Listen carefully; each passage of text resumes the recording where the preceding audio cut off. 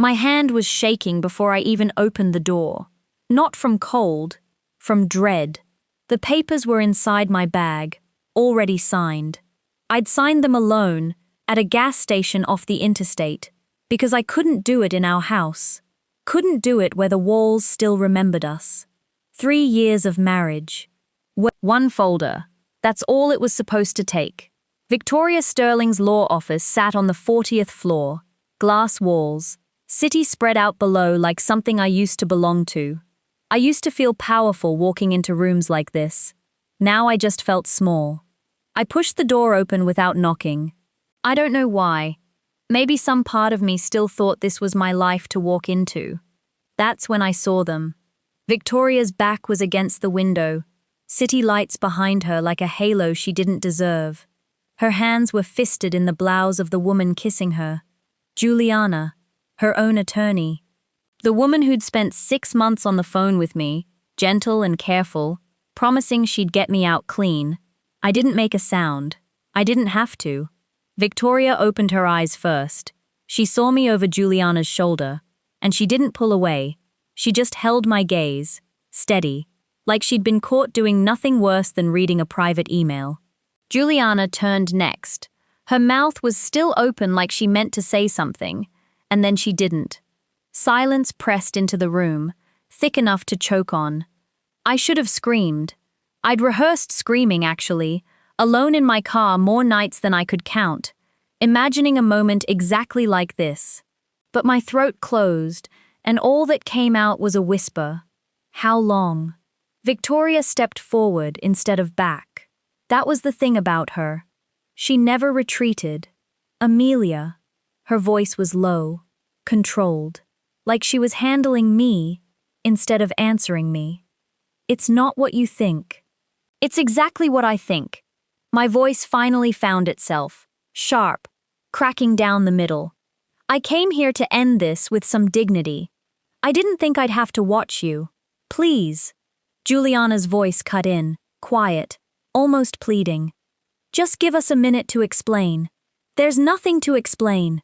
I reached for the folder in my bag, fingers clumsy, my whole body trembling now. I signed the papers. We're done. I don't go. Victoria said it fast, too fast, like the words escaped before she could stop them. I froze with my hand on the door. Not yet, she said again, softer. Amelia, there are things you don't know about the divorce, about why I need you to stay a little longer. I turned around slowly. Juliana wasn't looking at Victoria anymore. She was looking at me, and there was something in her expression I didn't expect. Not guilt, fear. What things? I said. Victoria's jaw tightened. For the first time since I'd known her, she looked like she didn't know what to say. Juliana answered instead, her voice barely above a whisper. Amelia, before you sign anything else, you need to know your name is on accounts you've never seen. Money that isn't yours. Moving through your signature for 2 years. The folder slipped from my fingers. What are you talking about? Neither of them answered. Somewhere behind us, Victoria's phone began to ring. She didn't move to answer it. She just stared at the screen, and for the first time, I watched real fear cross her face. The phone kept ringing, and Victoria still didn't move. 4 rings. 5. Each one landed like a heartbeat I could feel in my own chest. Victoria. Juliana's voice was low, urgent. You need to answer that. Victoria's eyes finally left the screen and found mine. Something had shifted in her face. Some crack in the composure she wore like armor every day of the 3 years I'd known her. Not now, she said, and silenced the call with her thumb. I stood there with the folder still on the floor between us, my whole body cold, waiting for someone to make sense of what I'd just heard. Money moving through my name. 2 years. I hadn't even opened a new account since we got married. I barely touched our finances at all. Victoria handled everything, always had, and I'd let her, because trusting her had once felt like the easiest thing in the world. Explain it, I said. Now, all of it. Juliana glanced at Victoria like she was asking permission. Victoria gave the smallest nod, and something about that exchange, the ease of it, the practiced silence between them, hurt more than the kiss had. 2 years ago, Juliana said carefully, someone started routing funds out of Sterling Holdings. Small amounts first, then larger. Whoever did it was careful. Careful enough to need a name that wouldn't raise flags in an audit. My name. Your name, she confirmed. You're not an executive. You don't sit on the board. No one questions transactions under a spouse's signature the way they'd question one under an officer's. The room tilted slightly. I pressed my palm flat against the cool glass wall to steady myself. You knew this, I said to Victoria. You knew, and you didn't tell me. I found out 3 days ago. Her voice cracked on the last word, just barely. The first unguarded thing I'd heard from her in longer than I could remember. Amelia, I didn't want you walking into a courtroom with your name already flagged. I needed time to understand how deep it went before I brought it to you. So instead, you brought me a kiss. Her jaw tightened. She didn't answer that. Juliana stepped closer, closing the space between us before I could stop her. Up close, I could see the exhaustion under her eyes, the kind that didn't come from one bad night. I've been building your case for months, she said quietly. I found the transfers before Victoria did. I was trying to bury this quietly, get you out clean, before anyone connected your name to a federal fraud case. Federal? The word landed like a fist. You're telling me I could go to prison, I whispered, for money I never touched. Neither of them said no. My legs felt unsteady beneath me. I reached for the door frame, needing something solid, and that's when I noticed it. The faint scent still clinging to the air between them. Juliana's perfume, warm and floral, tangled with something colder underneath it. Fear, maybe, or guilt. Victoria's phone buzzed again. This time a text lit the screen, and I caught 3 words before she turned it face down. They found her. Victoria's face went white. Who found who? I asked. She looked up at me, and for the first time since I'd known her, Victoria Sterling looked afraid. We don't have much time, she said. You need to disappear tonight. Disappear. I repeated the word like it belonged to someone else's life. You don't get to say that to me and expect me to just follow you out the door. Victoria crossed the room fast, closer than I wanted her, and I stepped back until my shoulders hit the glass. Amelia, listen to me. Whoever texted that, they're not people who send warnings twice. I don't even know who they are. My voice shook, but there was anger under it now, something solid I could hold on to instead of fear. I don't know who's after me. I don't know why my name is on stolen money, and I don't know why I should trust either of you after what I just watched. Juliana moved toward the desk, gathering papers with hands that weren't quite steady. You don't have to trust us. You have to survive the next 24 hours. We can be angry with each other after that. Easy for you to say. You're not the one who might go to prison. That landed. I saw it land. Juliana's hands stilled over the folder. I know exactly what's at risk, she said quietly. I've spent 6 months trying to protect you from a case I wasn't even hired to fight. I broke ethics rules doing it. I could lose my license. So don't tell me I don't understand what's at stake.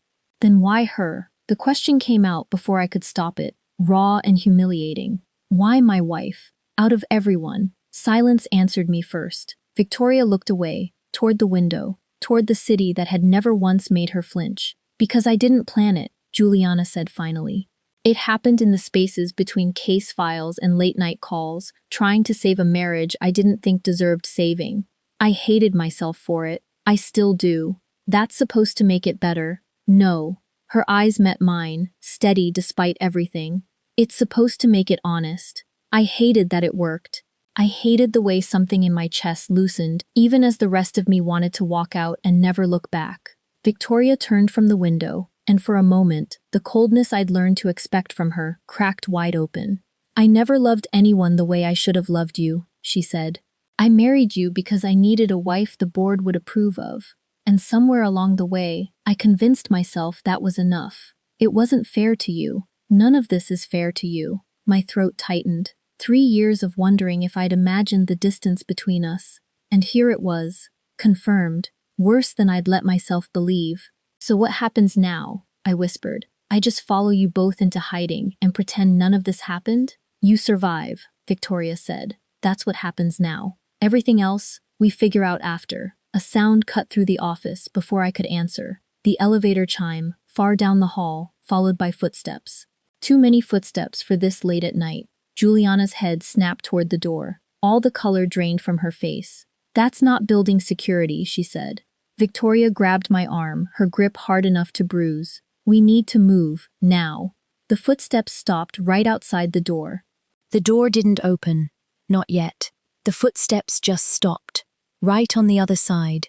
Close enough that I could hear breathing that wasn't mine. Victoria's hand tightened on my arm. Juliana killed the desk lamp in one motion, plunging the office into the dim glow of the city outside. "Back exit," Juliana whispered. Through the conference room. Now. We moved together, low and fast. My heart slamming so hard, I was sure whoever stood outside could hear it.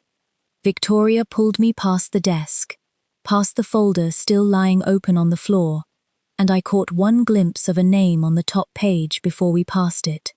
A name I didn't recognize. A name that wasn't mine. The handle on the front door turned. Juliana shoved the conference room door open just as the outer door creaked. We slipped through, and she eased it shut behind us without a sound, her palm flat against the wood, like she could hold the whole night back with it. Footsteps crossed the office we'd just left. Slow, deliberate. Someone who wasn't in a hurry, which somehow felt worse than if they had been. I pressed myself against the wall between Victoria and Juliana, closer to both of them than I'd been in years, and for one strange, breathless second, I felt something I hadn't expected to feel. Not safety exactly, but less alone than I'd felt walking in here an hour ago. Victoria's fingers found mine in the dark. I didn't pull away. The footsteps stopped near the desk. Papers shuffled. Whoever it was, they weren't looking for us. They were looking for something we'd left behind. "They're searching the file," Juliana breathed, barely audible. "They know it exists. Know what exists," I mouthed. Neither of them answered. Victoria's grip on my hand tightened instead, and in the darkness, I could feel her pulse racing against my palm, fast and uneven. Nothing like the composed woman who never let anyone see her rattled. The shuffling stopped. Silence stretched so long I thought my chest might cave in from holding my breath.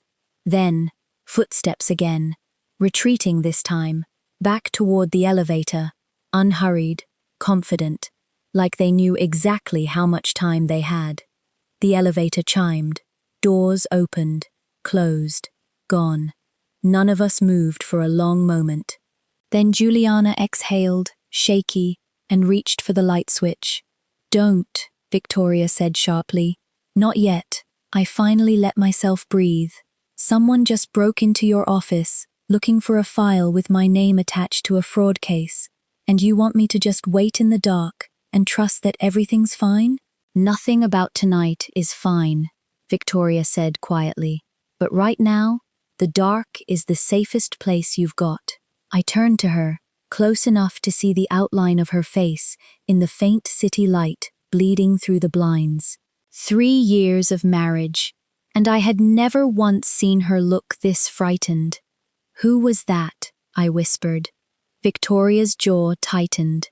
She glanced at Juliana, some silent conversation passing between them that I wasn't part of.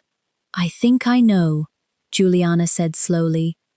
"And if I'm right, Amelia, the fraud case is the smallest problem you have tonight." My stomach dropped. "What do you mean, smallest?" Juliana's phone buzzed once in her pocket. She pulled it out, read the screen, and went completely still. "They know where you live," she said. "They're already there." They're already there. The words hit me like a slap. My apartment, my things. My cat curled up on the windowsill where I'd left her that morning, before any of this started. "We have to go," I said, already moving toward the door. Victoria caught my wrist. "You can't go home. Not tonight. Maybe not for a while. That's my home. That's exactly why it's the first place they'll look, Juliana said, her voice tight. Amelia, listen to me. Whoever this is, they've been watching you long enough to know your address, your schedule, probably your car. Walking in there right now isn't brave. It's a mistake that gets you hurt. My eyes burned, and I hated that they did. Then tell me who they are. Stop protecting me from the truth and just tell me. Victoria let go of my wrist. She sank into one of the conference chairs, like her legs had finally given out. And in the dim light, she looked older than I'd ever seen her, all the polish stripped away. 2 years ago, my sister Renata came to me with an investment deal, she said quietly. Offshore properties, fast returns. I said no. I didn't trust her. I never had. Not since our mother died, and left me the company instead of her. Your sister? I'd met Renata once, at a holiday dinner, all charm and expensive perfume. I remembered how she'd looked at me like I was something Victoria had picked up on sale. She never forgave me for the company, Victoria continued. And when I refused to fund her deal, she found another way to get the money. Through accounts no one would question, through a name attached to mine, but separate enough to take the fall if anyone came looking. My stomach turned to ice. Mine, I whispered. I didn't know, Victoria said, and for once I believed her completely, because her voice cracked on every word. I swear to you, Amelia, I didn't know until 3 days ago. I found irregularities in an audit and started pulling threads, and every single one led back to accounts under your signature. I've been trying to fix it quietly, before it destroyed you. Juliana crouched in front of me, closing the last of the distance between us. Renata's been funneling stolen money through your identity for 2 years. If federal investigators find those accounts before we can prove you had no knowledge, you become the easiest person to charge. Not Renata. Not Victoria. You. I thought of every account statement I'd never bothered to read closely. Every form Victoria had asked me to sign, because it was easier than explaining. I'd trusted her blindly. I'd trusted all of it blindly. And somewhere in that trust, I'd become someone else's shield. Renata knows I've been investigating, Victoria said. That's who was in my office tonight. That's who's at your apartment right now, looking for anything that proves what she did. Why not just disappear herself? I asked. Why come after me at all? Victoria's face went pale in a way I'd never seen before, not even tonight. Because I think she's not looking for evidence anymore, she said slowly. I think she's looking for you. My phone buzzed in my bag. A text, from a number I didn't recognize. I stopped breathing before I even opened it. I know you're with them. Come home alone, or I show the world exactly what you did with my sister's money. What I did with her sister's money. I read the text 3 times before the words made any sense. Renata wasn't just framing me. She was rewriting the truth so completely that even I sounded guilty inside it. Show me, Victoria said, and I turned the phone toward her without a word, my hand shaking too hard to hold it steady. Her face drained of color as she read it. Juliana leaned in beside her, and I watched something harden behind her eyes, sharp and furious in a way I hadn't seen from her yet. She's not going to the police, Juliana said. If she had real proof you were involved, she'd have gone to them already. This is a bluff dressed up as leverage. It doesn't feel like a bluff, I whispered. It feels like she's about to end my life.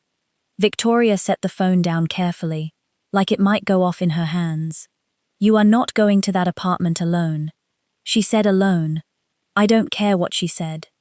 Victoria's voice cracked down the middle, raw in a way I'd never heard from her, not once in 3 years of marriage. Amelia, I have already let you become collateral in a war that was never yours. I am not handing you over to finish it. Something in her voice undid me. I sat down hard in the nearest chair, my legs no longer willing to hold me up, and for a moment, none of us spoke. Juliana knelt in front of me again, closer than professional distance should have allowed, and this time, I didn't flinch away from it. There's another option, he said quietly. We go to the apartment together, not to negotiate, to record her, get her saying enough on tape that the fraud case collapses on Renata instead of you. That's insane, Victoria said. That's dangerous. So is doing nothing. Juliana's eyes didn't leave mine. Amelia, I know I have no right to ask you to trust me after tonight, but I've spent 6 months building a case to protect you, and I am not walking away from it now because it got complicated. Complicated. My laugh came out broken, half a sob.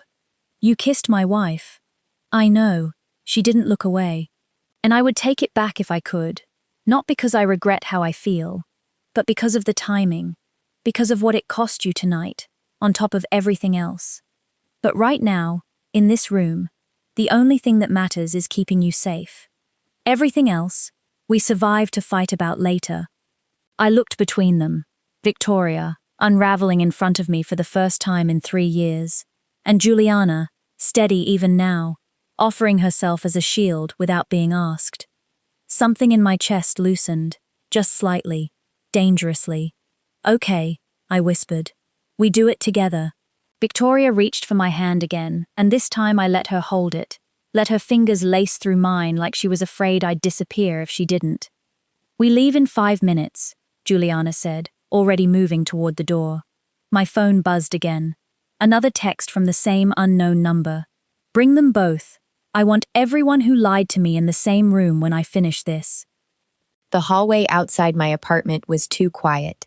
No hum of the elevator behind us. No neighbors' televisions bleeding through the walls like they always did. Just silence, thick and wrong, pressing against my ears as Victoria reached for the door. It was already open. Wait. Juliana grabbed her arm before she could step through. Let me go first. Absolutely not, Victoria said, and pushed inside anyway. I followed before either of them could stop me, my heart slamming so hard I felt it in my throat. The apartment was dark except for the lamp in the corner, the one I always left on for my cat. And there, sitting in my armchair like she owned it, was Renata Sterling. One leg crossed over the other, a glass of my wine resting on the armrest. There you are. Her voice was calm, almost pleasant, which somehow made it worse. All 3 of you, how touching. Where is she? I said, meaning my cat, meaning the one thing in this apartment that still felt like mine. Your cat is fine, hiding under the bed probably. Renata's eyes moved over me slowly, cataloging, dismissing. I'm not the monster here, Amelia. I'm just the only one honest enough to say what I actually want. And what's that? Victoria said, stepping in front of me without seeming to think about it. My company back. Renata's calm cracked for the first time, something furious bleeding through. The one mother left you because she thought I was too reckless. The one I've spent 2 years quietly rebuilding a claim to, piece by piece, while you played devoted wife to a woman you don't even love. That's not true, Victoria said, but her voice wavered, just slightly, and I felt something in my chest go cold. Isn't it? Renata smiled, and it was the ugliest thing I'd seen all night. Ask her, Amelia. Ask my sister why she really married you. Go on. Renata, don't. Victoria's voice had lost all its composure now, raw and pleading in a way I'd never heard. The board wouldn't approve her running the company unmarried, Renata said, ignoring her completely, eyes locked on mine. Too unstable, too young, too much like our mother before the wedding ring settled her down. Victoria needed a wife within the year, or she'd lose her seat to me. You weren't chosen, sweetheart. You were scheduled. The room tilted. I looked at Victoria, waiting for her to deny it, and she didn't. She just stood there, mouth open, nothing coming out. Tell her it's not true, I whispered. Victoria's silence answered before her voice ever could. I meant to tell you, she finally said, barely audible. After, when it felt safe. I thought if I gave it time, what we built would become real enough that the reason wouldn't matter anymore. You let me believe I was loved, I said, my voice breaking wide open, when I was just convenient. Amelia, don't. I stepped back, putting distance between us, that felt like the only honest thing left in the room. Don't you dare. Renata watched all of it with quiet satisfaction, swirling the wine in her glass. Now that we're all finally being honest, she said softly, let's talk about the money in your name, Amelia, because I have every account number memorized, and I have somewhere very public in mind to send them. Somewhere very public, Renata repeated, savoring it. I'm thinking the Sterling shareholders meeting. Friday morning, every board member watching my sister's wife get led out in handcuffs. You'd let an innocent woman go to prison to punish me, Victoria said, her voice shaking now, all pretense gone. I'd let the world see exactly what kind of woman you are, Renata shot back. Cold enough to marry a stranger for a board seat. Careless enough to let her take the fall for my mistakes. This isn't punishment, Victoria. It's justice. I stood between them, my whole body numb, watching two sisters tear each other apart over a company neither of them had ever once mentioned to me in 3 years of marriage. And somewhere underneath the fear, something else was rising. Something sharper. Anger. Stop. My voice came out louder than I expected, loud enough that all 3 of them turned. Stop talking about me like I'm not standing right here. Renata raised an eyebrow, amused. Go on then. Say your piece. I looked at Victoria first. You let me believe I was chosen. That was cruel, and I don't know if I can forgive it. But I don't think you're the monster your sister wants me to see. Then I turned to Renata. You didn't come here for justice. If you wanted justice, you'd have gone to the authorities with proof, weeks ago.